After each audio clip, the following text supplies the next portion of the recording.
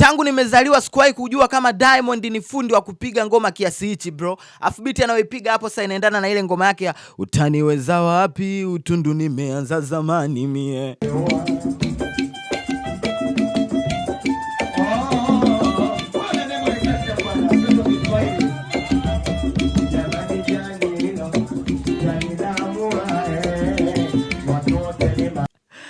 Yo bana, huyo anaitwa Simba la Masimba Dangote. Sasa jana si wakajichanganya wakampa ngoma. Hebu Simba tupe midundo. Alichokifanya si mmekiona. Hiyo ni kwa uchache sana mshikaji wangu.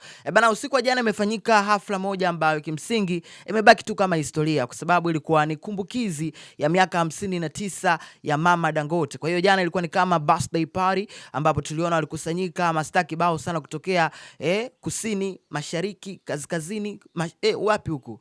Wote mastaa walikusanyika pale kuhakikisha kuwa wana show love kwa Mama Dangote na kumfanya enjoy afurahi siku yake ya kuzaliwa kwa sababu tunafahamu ndo mama ambaye ametuzalia mega superstar. Hivi asingekuwepo Diamond Platinum ingekuwaje leo? Kwa sababu yani bila Diamond huenda hata ile wanaita Big 3 ya wasanii wa muziki wa Tanzania isingekuwepo pia.